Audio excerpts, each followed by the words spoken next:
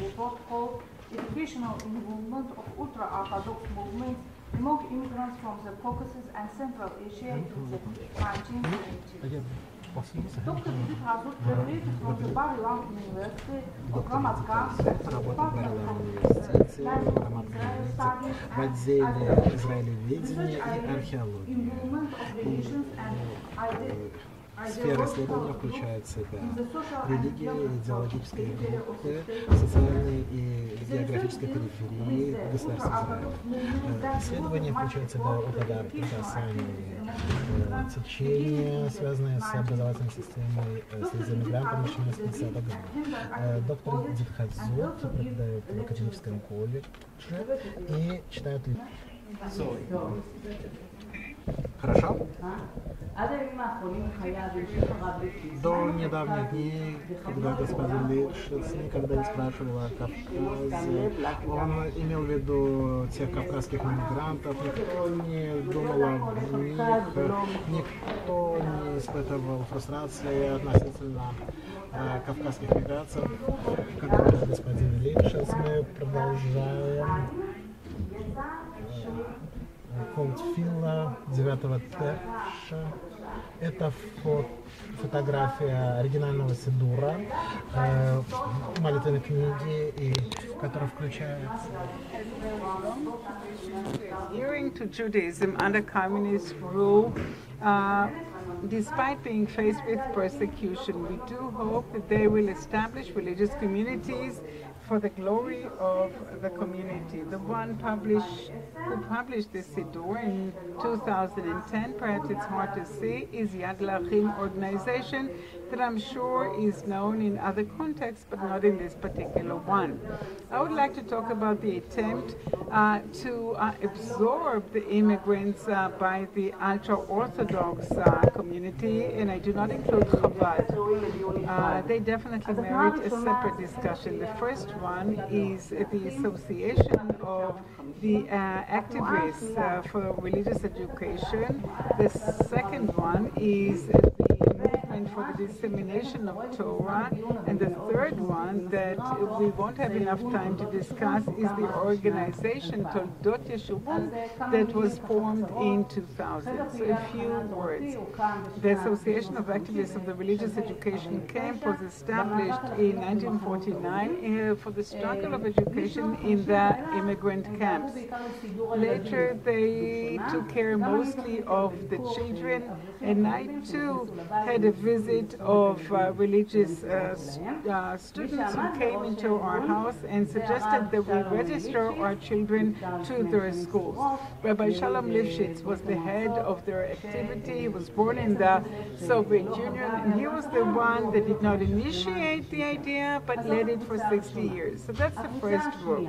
The second one is the movement for the dissemination of Torah, well, actually initiated by Rabbi Kugel, who died in 1979, and Rabbi Kugel was actually born in Tel Aviv, and he was the one who conceived the idea of actually teaching Torah in the Jerusalem corridor localities.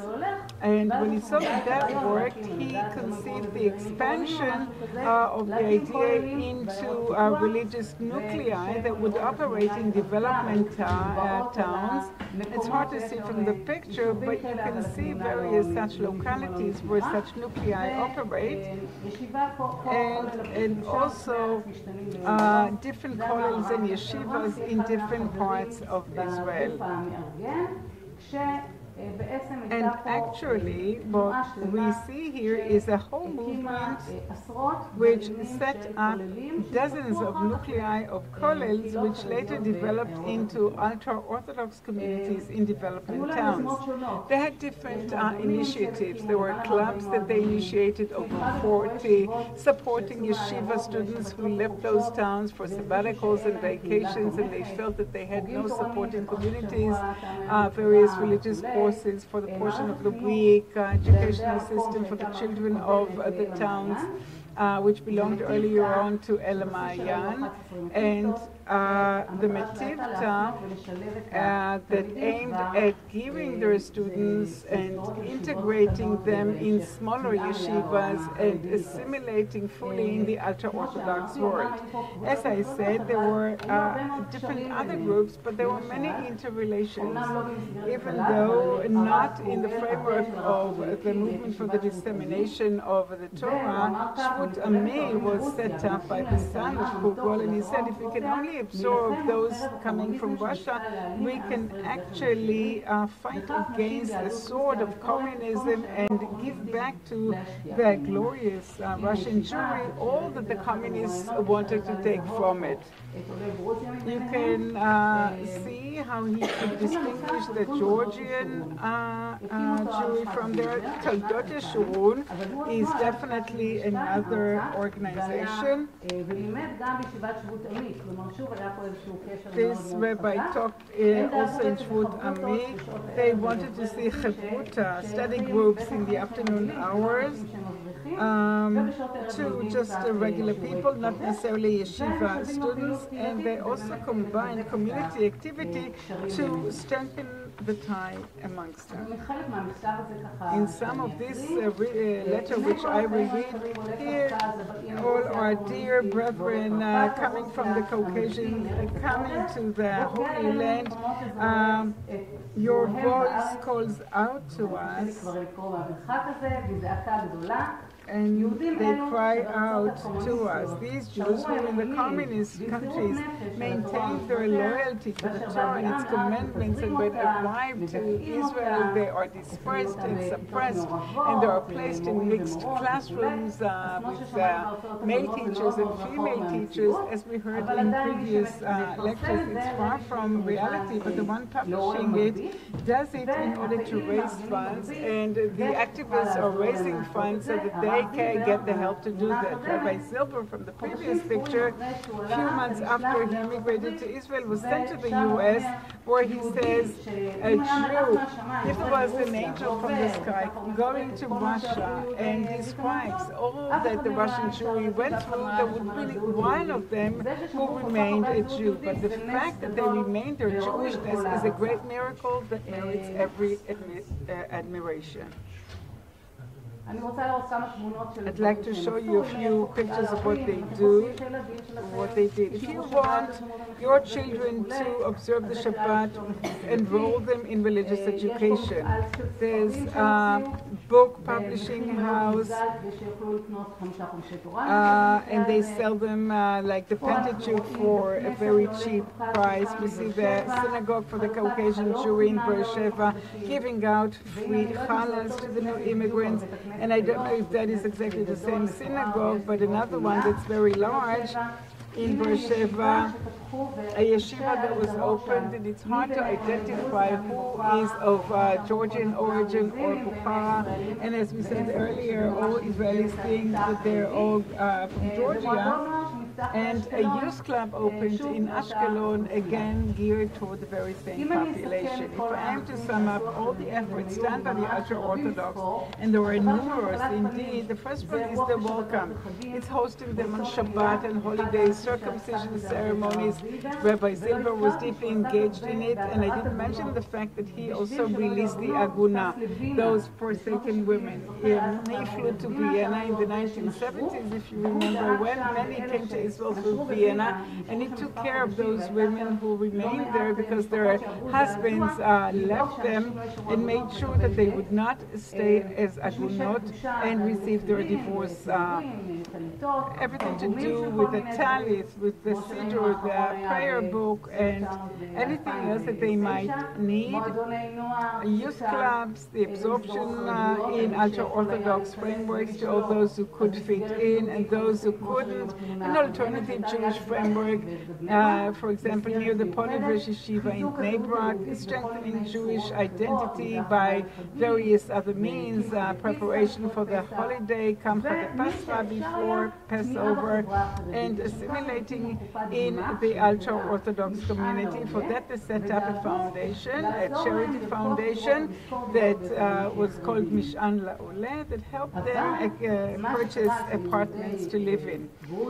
But what happened among the Georgian Jewry and also the Bukharan Jewry in a very, very significant way did not happen among the Caucasian Jewry, and that was to try to maintain their uniqueness within the ultra-Orthodox community.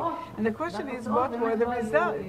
And the results indeed were not satisfactory, to put it mildly, and after 60 years or 50-some years of activity, Rabbi Lifshitz still deplores it. We actually missed the Caucasian Jewry. So what was the reason for that? The first one is that you cannot separate between what happened in the communities of origin, and I learned in the last day or two to what extent the urban Jews maintained their tradition, but in a way that was not at all similar to anyone else. The Ashkenazi community was the one that became assimilated and lost its Jewish character the quickest, and it adopted the communist concepts very, very strongly.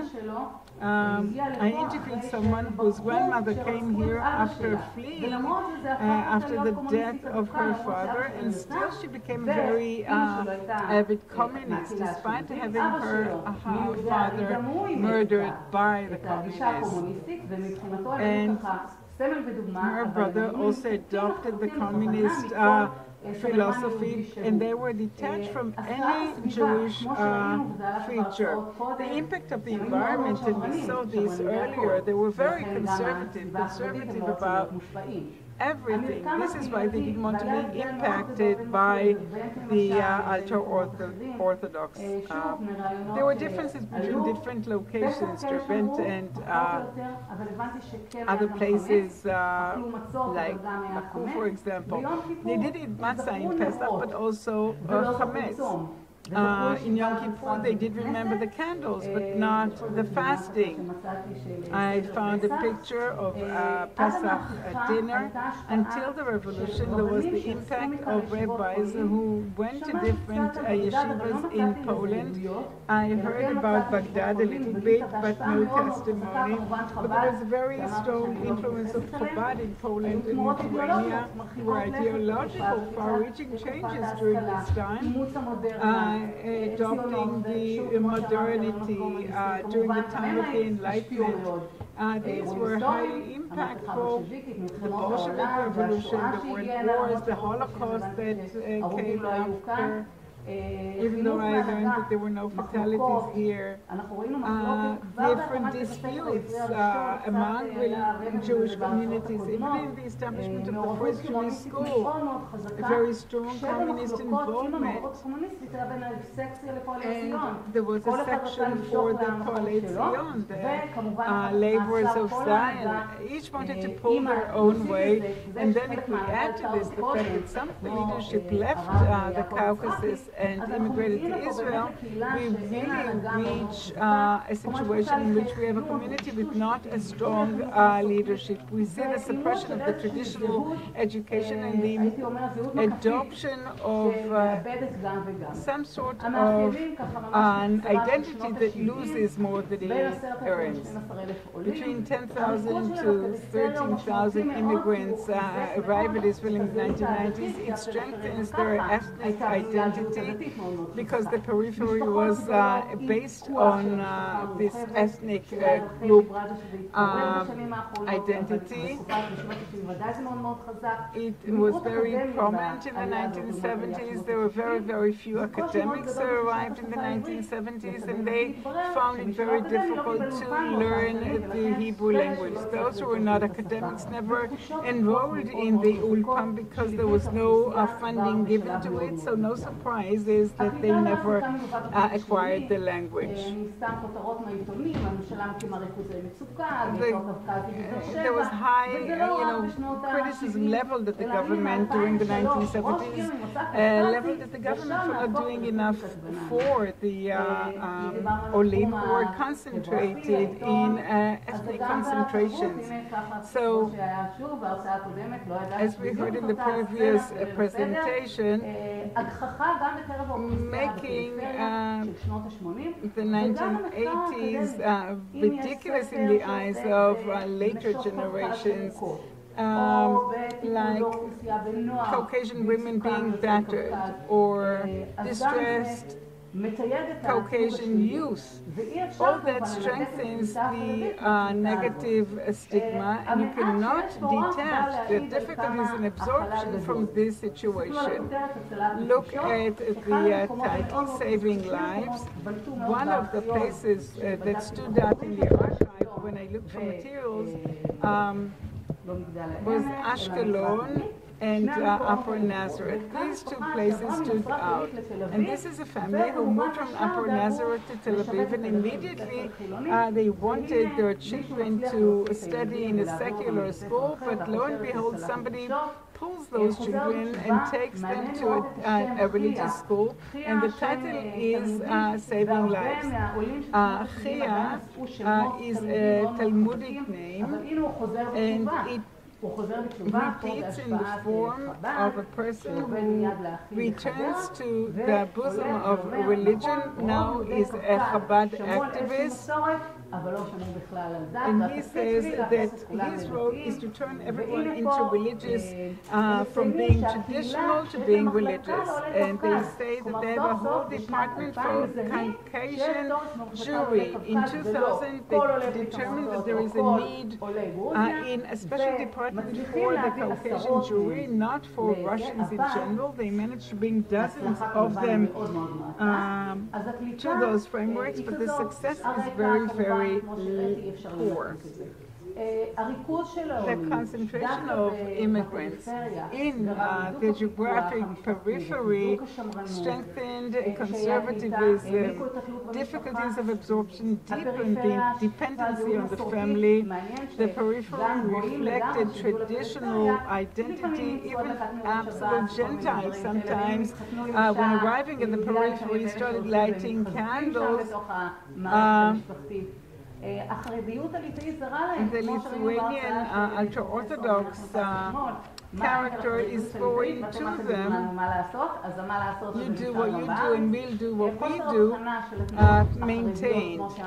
Lack of ability to distinguish their special character. And I said earlier, in many of the localities there were students of the movement for the dissemination of the Torah who invested many hours in these families, invited them to the Shabbat dinner and the holiday dinner, and that opened the gate to finding their place in the Chabad and ultra-Orthodox communities. And many of them indeed either became religious in the 1990s or were born in Israel before the 1970s. I only identified one group of people who became religious, and Yitzhak Zilber was their math teacher, and they were the only ones that I could find that went back to religion in the 1970s. Thank you very much for